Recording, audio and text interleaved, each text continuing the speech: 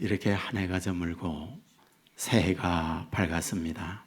오늘 송구 영신 예배 때에 참여한 여러분들 위해 특별한 하나님의 은혜 축복이 넘치기를 주님의 이름으로 축원합니다. 우리 앞뒤 좌우에 있는 분들 오늘 이렇게 새해니까 이렇게 인사합시다. 새해 복 많이 받으시기 바랍니다.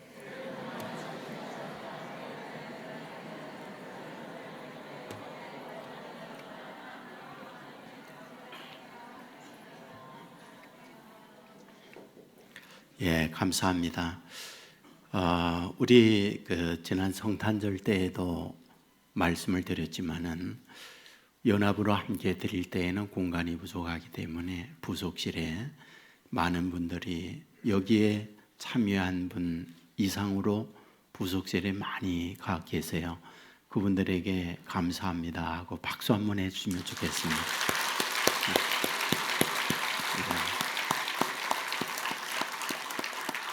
예, 감사합니다. 북아메리카에 인디안들이 많이 살고 있는데 그 인디안들 가운데에 한 부족이 성인식을 할 때에 특별한 예식을 거친다고 합니다. 저녁에 가족들과 함께 만찬을 하고 난 이후에 12살 된 성인식에 참여하고 있는 남자아이를 그 아버지와 함께 집을 떠난다고 합니다. 한두 시간을 꼴짜기로 가서는 이렇게 말한다고 하죠. 오늘 어른이 된 증명으로 이 밤 너 혼자 여기에서 지내야 하는 거야 라는 거죠. 사실 그곳은 맹수가 있습니다. 그곳은 여러 가지 위험을 도사리고 있는 자연 조건을 가지고 있는 그런 환경입니다. 그런데 성인식에 반드시 그 과정을 통과해야 성인으로서 인정을 받게 되는 거죠. 아이입니다. 혼자 있어야 한다는 것은 공포입니다. 짐승의 울음소리가 있고 바람소리가 스산하게 두렵게 만드는 환경입니다. 아버지는 그 아이를 두고 집으로 돌아오게 되죠. 아이 혼자서 그 밤을 사실은 공포에 질려 떨며 지내게 되죠. 그런데 날이 밝게 되어질 때 아이에게 놀라는 일이 있어요. 그것은 환해지면서 앞에 보이는 분이 있는데 자기 아버지였던 거죠. 아버지는 그 아이를 두고 집에 간 게 아니고 사실은 멀리서 그 아이를 밤새 바라보며 그 아이를 지키고 있던 거죠.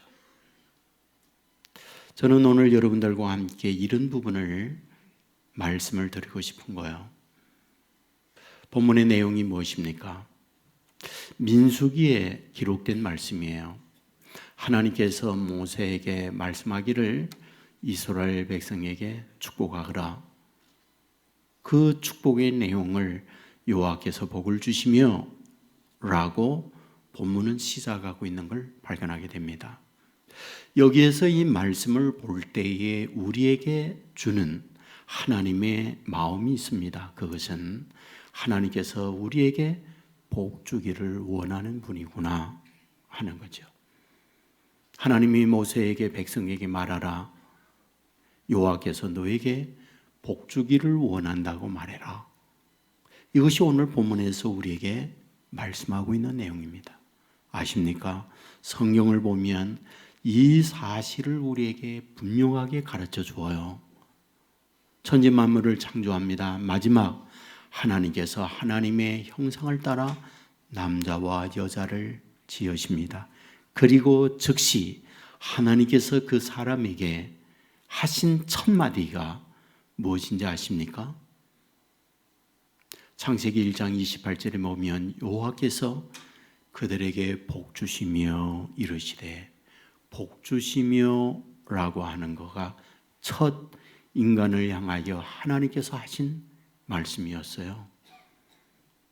여러분, 여기에서 이것으로 끝나지 않죠. 창세기 9장에 가면 홍수로 심판합니다. 노아와 그의 가족만 살아나요. 그런데 살아난 그들에게 하나님이 찾아가셔서 첫 하셨던 말씀, 그게 뭔지 아십니까? 여호와께서 그들에게 복 주시며 이르시되, 복 주시며 이르신다는 말을 처음으로 그들에게 합니다. 창세기 12장은 잘 아는 말씀이죠. 아브라함을 하나님께서 부르시는 내용입니다. 너의 본토 친척 아비 집을 떠나 내가 내게 지시할 땅으로 가라.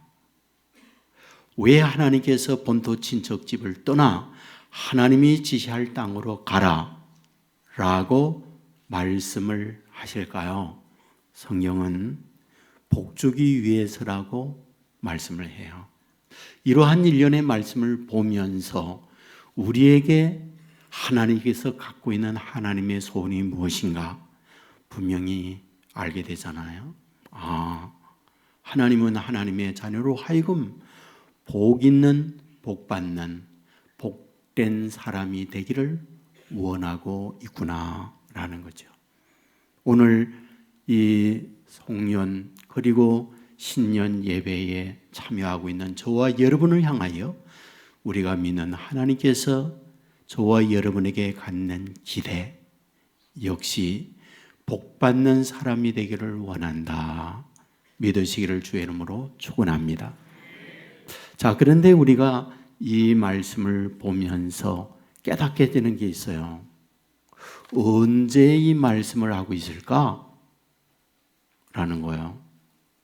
하나님께서 이스라엘 백성에게 축복하여 복을 빌고 있을 때 언제 이 말씀을 하고 있는 걸까?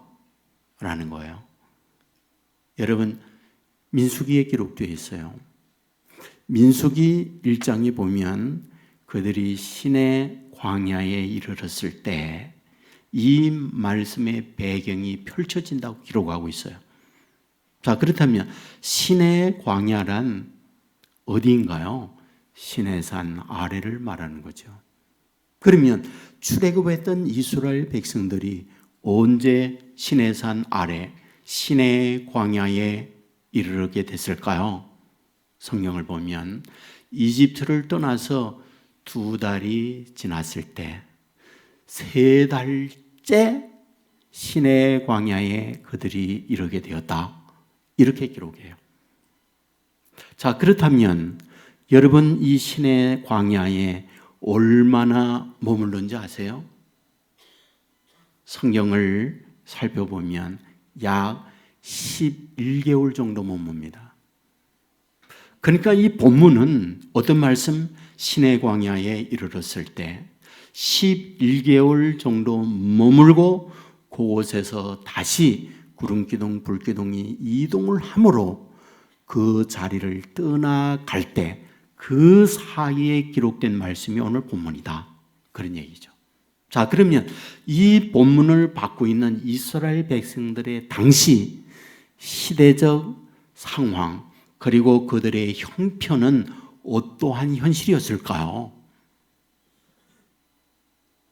이미 우리는 말씀의 배경을 많이 알고 있잖아요. 출애굽을 했어요. 노예 생활을 하다가 떠났습니다. 그런데 그들에게 뭐다? 노예 근성이 있었다. 이집트의 의식이 그대로 갖고 몸은 나오고 있지만 마음은 그대로였다 하는 말씀을 우리가 잘 알고 있잖아요. 여러분, 이 시내 광야 이르기 바로 전에 어떤 일이 일어는지 아세요? 르비딤에 이르게 됩니다. 물이 없어서 목마르게 될 때에 하나님을 향하여 원망하고 지도자를 향하여 원망했던 그때가 시내 광야에 바로 이르기 전 있었던 말씀이에요. 여러분, 그건 많이 아니죠. 시내 광야에 이르러 머물고 있는 그때 어떤 일이 벌어졌는지 아세요? 모세가 시내산에 올라가서 40일 동안 내려오지 않고 있을 때 아래에 있던 이스라엘 백성들의 갖고 있는 생각이 무엇입니까? 우리의 지도자가 없다. 우리의 지도할 지도자를 만들자. 그래서 금송아지를 만들어요. 그러니까 다시 말씀드리면 무슨 얘기입니까? 오늘 본문에서 하나님께서 그들에게 복비는 그 말씀을 할 때 그들의 배경이라고 하는 것은 복 받을 만한 환경은 아니었다 그런 거죠. 사람이란 무엇입니까? 다 내가 한 대로 받는다고 그러잖아요. 심은 대로 받는 거예요. 사람들에게 뭔가 베풀고 나이가 뭔가 손해를 베풀면 그 은혜를 입은 사람이 저에게 고맙다고 그 고마움에 표시하는 거예요. 하지만 내가 사랑받을 만한 것이 없는데 사랑해 준다, 이건 쉽지 않습니다. 저는 지금도 기억하는 것이 불교의 오랫동안 조상으로부터 내려온 신앙의 가정이었어요. 불교 신앙이라고 하지만 거의 대부분이 미신이에요. 제가 그 가정에 가서 그 가정의 미신, 신주라든지 불상이라든지 이거를 두 가마니 제가 모아서 버려뒀거든요. 그 가정에 어떻게 예수를 믿게 되었느냐 얘기하는 거예요. 자기 어머님이 세상을 떠났는데 옆에서 함께 지내던 보살을 믿던 사람들이 한 명도 조객으로 오지 않았어요. 그리고 장례하는 그 자리에 오지 않고 전화를 해서 밖으로 나와가지고 오는 사람은 부의금을 주고 가버리는 거예요. 그런데 아는 사람 가운데 예수 믿는 사람이 있었는데 그렇게 친하지도 않았는데 와서 조문을 하면서 앉아서 함께 오래 있다가 갔다는 거예요. 자기가 그것을 보면서 예수 믿는 사람들과 미신을 믿는 사람들의 차이가 뭔가를 볼 때에 두려워하지 않는구나. 미신 믿는 분들은요, 장례하게 되어지면 장례에 귀신이 붙는다고 해가지고 오지 않는다는 거예요. 그때 그분이 얘기하는 거예요. 내가 이런 믿음이 믿어서는 안 되겠구나. 이런 것도 두려워하지 않는 예수 믿는 사람, 나도 저는 신앙을 가져야 되겠구나. 그리고 그분이 교회로 온 거예요. 그런데 자기 집에 신주 단지가 있는데 두려워가지고 손을 못 대는 거예요. 그래서 보고 용하다고 와서 그걸 치워달라는 거예요. 여러분, 뭔가 내가 이익이 있고 도움이 있을 때 거기에 대한 사랑을 받는 거예요. 사람은 그렇습니다. 여러분, 오늘 본문에서 지금 하나님이 이스라엘 백성에게 축복을 하고 있을 그때 당시 사회적, 당시 배경적 환경을 보게 되어지면 사랑받을 만한 게 없습니다. 시내산에 바르기 전에 물 없다고 원망하고 하나님을 향하여 달려들었죠.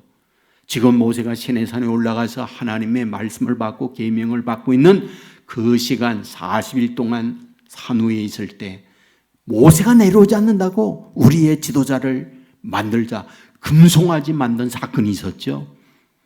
여러분, 여기서 11개월 정도 지내고 난 이후에 그들이 구름기둥 이동함으로 옮겨간 곳이 어디냐? 바란 광야입니다. 바란 광야는 어디냐? 가데스 바네아가 있는 곳이에요. 가데스 바네아가 어떤 곳이냐? 여러분, 그곳에서 12명 정탐꾼을 파송한 자리가 그곳이에요. 다시 말씀드리면 지금 오늘 본문에 하나님이 이스라엘 백성들에게 축복한 그 말씀, 이 말씀을 받는 전후 그리고 현재 그리고 앞으로의 배경을 보잖아요. 하나님의 사랑받을 만한 티끌만치의 그들의 아름다움, 하나님의 마음의 듬, 그게 없다는 거예요. 여러분, 12명 정탐꾼 사건 잘 알잖아요. 여호수아 갈렙을 제외한 나머지 10명이 그 땅 못 갑니다. 거인들 살고 있고 높은 성을 짓고 사는데 우리는 그 앞에 메뚜기입니다. 그럴 때 원망하면서 우리를 차라리 애굽에서 시체가 되는 게 낫지 여기에 끌어내어 우리를 죽게 하느냐라고 하는 말씀을 우리가 보게 되잖아요.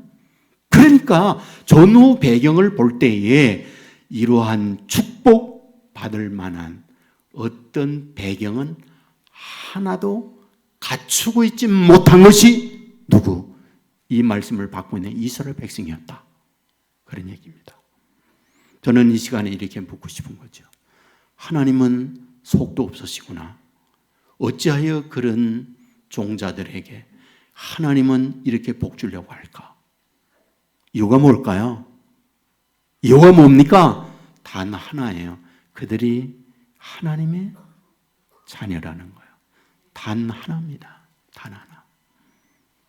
여러분 기억하는지 모르겠지만 몇 해 전에 집안에 복명강도 2명이 들어섰어요. 집안의 사정을 너무 복명강도가 잘 알아. 그리고 숨겨놓여 있는 돈을 훔치는데 그것을 방어하는 아버지가 막다가 칼에 찔렸어요. 강도한테. 그리고 돈을 갈취해서 도망갔습니다. 그런데 그 가족들에게 피 흘리면서 응급실로 아버지가 가고 있을 때 가족들에게 뭐라고 한지 아세요? 집안에 강도 들었다고 경찰에 신고하지 말아라. 그 얘기하고 병원에 입원하셨어요. 왠지 아세요? 복명강도 하나가 막내 아들이었어요. 복면을 하고 있지만 마스크를 쓰고 있지만 아들인 줄 알았어요. 그 아들은 뭐냐? 인터넷 도박이 중독됐어요. 많은 돈 탕진했습니다.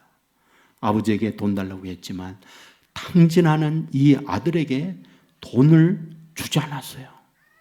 그러니까 집안 사정을 잘하는 그 아이 친구를 데리고 가서 그 짓 하는 거예요. 그런데 경찰에 뭐하다? 신고하지 말라는 거예요. 왜? 자기 아들이니까. 못난 거지만 강도질하는 그 놈이지만 자기 아들이니까. 자식에 대한 아버지 마음이에요. 여러분 성경은 어떻게 말합니까? 이사야 45장 15절에 보면 여인이 어찌 그 젖 먹는 자식을 잊겠으며 자기 태에서 난 아들을 긍휼히 여기지 않겠느냐. 그들은 잊을지라도 나는 너를 잊지 아니할 것이다. 이게 하나님이에요. 이 아버지가 하는 말씀이에요. 여러분 둘째 아들에 관한 이야기 잘 알잖아요. 아버지에게 가서 저에게 올 유산을 주십시오. 가지고 가서 허랑방탕하고 먼 나라에 가서 완전히 쫄딱 망한 그런 아들이 됐잖아요. 그 아들이 집에 돌아왔을 때 그 아버지는 어찌합니까? 이불 맞추고 옷을 벗기고 목욕을 시키고 가락지를 끼우고 그리고는 새 옷을 입히며 신발을 시키며 뭐하다? 살진 송아지를 잡아서 동네 사람 다 모아서 잔치합니다. 여러분 이러한 아버지의 행위는 뭡니까? 망신이죠. 왜? 망한 아들, 못난 아들, 돌아왔던 동네 방네 광고하는 거니까 얼마나 부끄러운 일이에요. 수치를 치는 일이에요. 모든 부모는 이런 아들이 있을 때 숨깁니다. 공개하지 않습니다. 그런데 이 아버지는 공개해요. 왜요? 자기 자식이 왔다는 것 때문에. 단 하나 그것 때문에 잔치하고 자랑하는 거예요. 여러분 구약에도 똑같잖아요. 구약에 있는 말씀 여러분 하나님께서 호세에게 중매를 섭니다. 내가 너 중매 쓸게. 중매 쓴 여인이 누구예요? 고멜이었잖아요. 고멜이 누구예요? 매춘하는 여자였잖아요. 여러분 호세아는 최고 1등감의 신랑감이에요.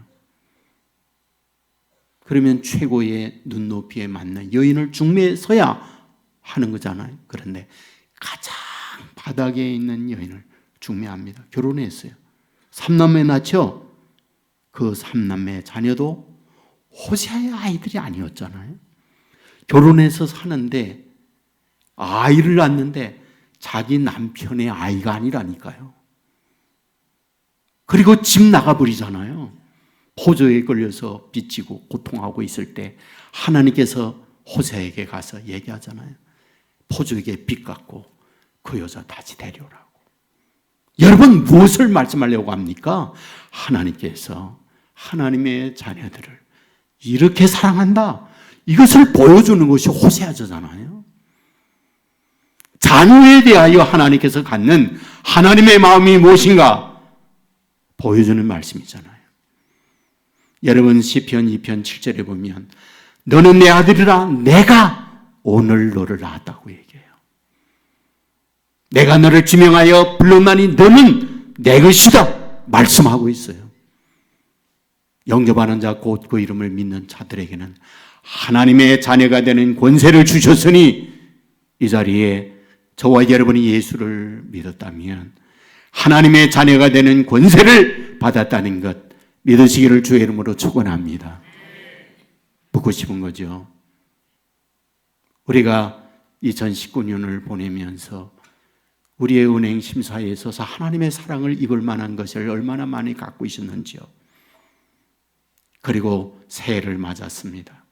우리가 살아갈 때 얼마나 하나님의 사랑을 입을 만한 몸과 마음, 믿음에 대한 삶을 살아갈 수 있는지요.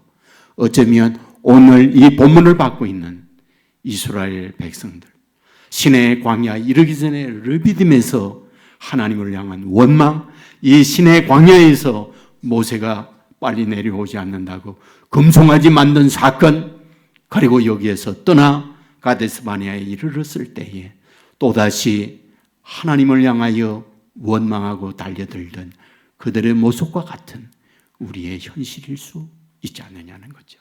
그런데 우리에게 위로가 되고 우리에게 소망이 되는 게 뭔지 아십니까? 그럼에도 불구하고 이러한 저와 여러분을 사랑하고 복주기를 원하는 분이 우리 아버지라는 것 믿으시기를 주의 이름으로 축원합니다. 여러분, 그런데 오늘 본문에서 어떤 복을 빌고 있을까요? 세 가지를 말해요. 첫째는 하나님이 널 지키기를 원한다. 두 번째로는 은혜 베풀기를 원한다.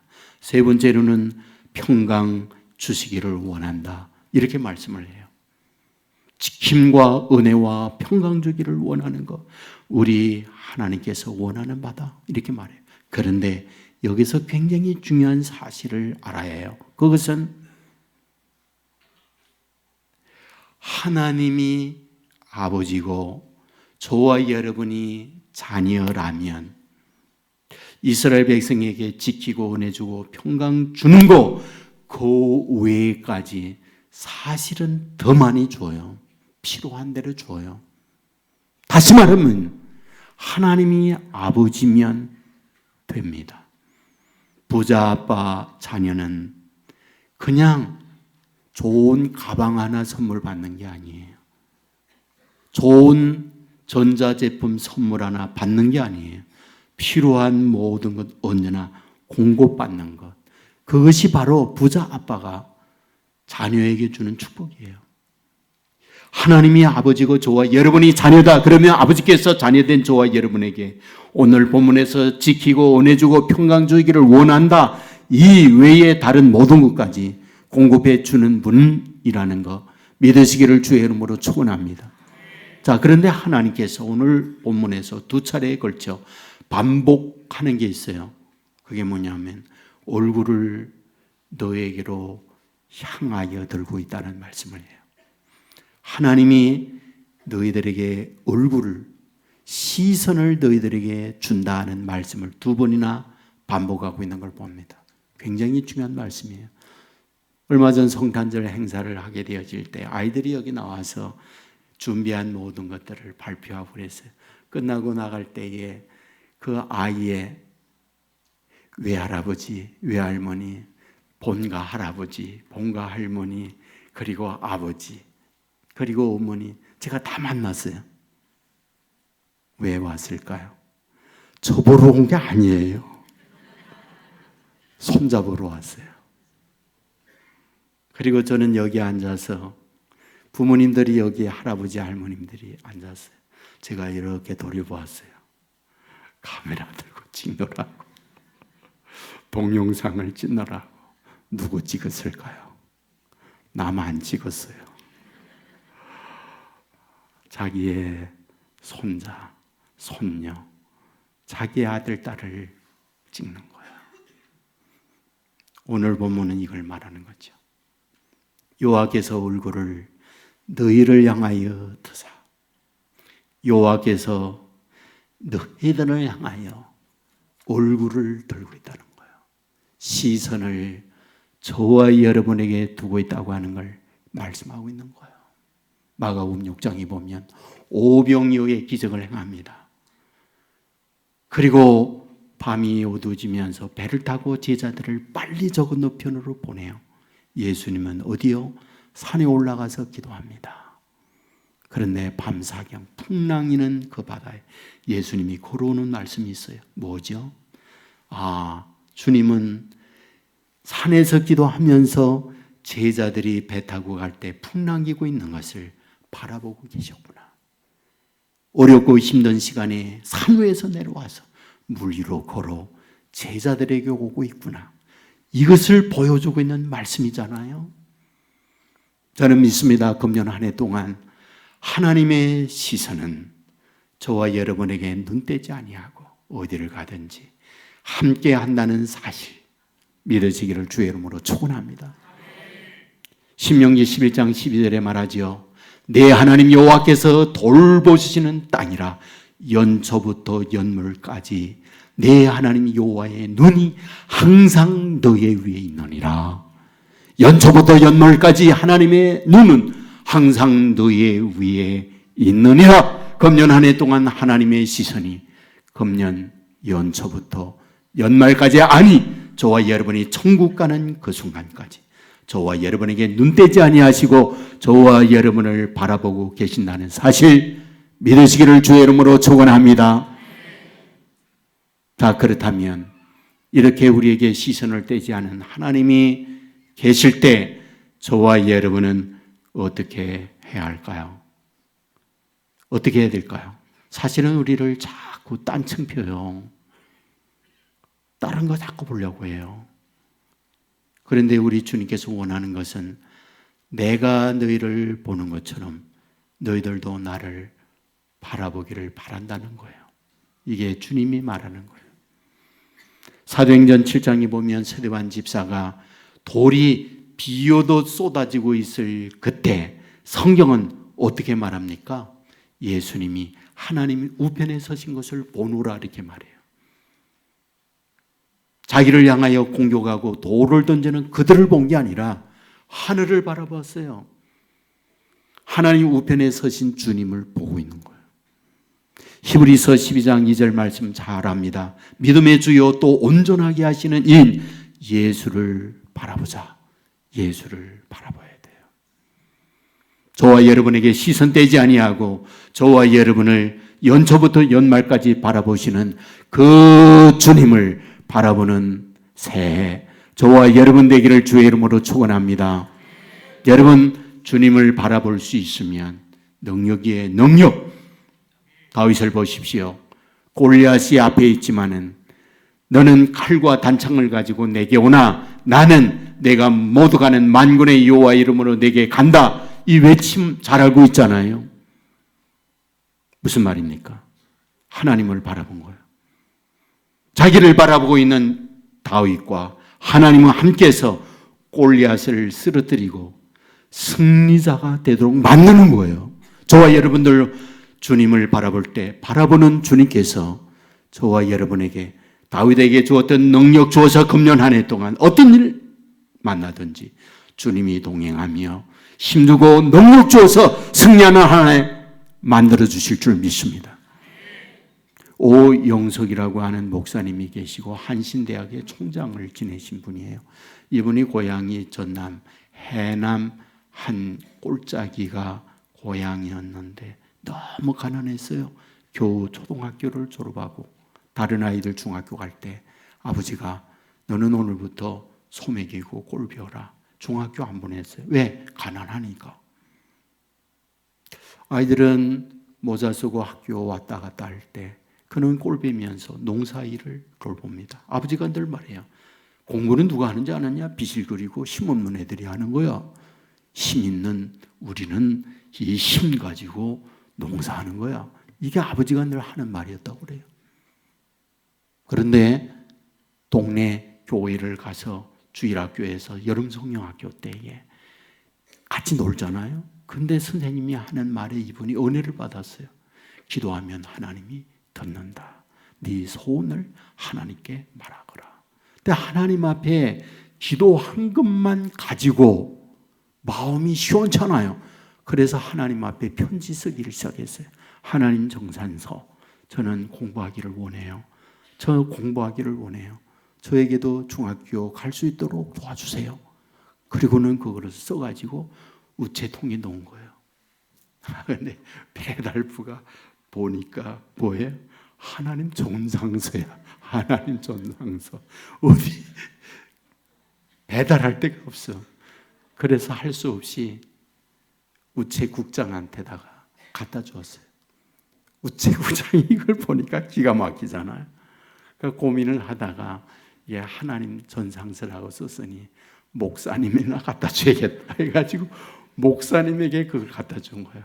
그 목사님이 그걸 보고는 이 아이가 어떤 아이인지를 찾은 거예요. 그리고 그 아이를 불러서 칭찬합니다. 내가 살아보지만 너 같은 아이는 처음 봤다. 그래, 여기서 일들도 하고 도와라. 그 대신에 학교를 보내주마. 3년 늦게 중학교 갔어요.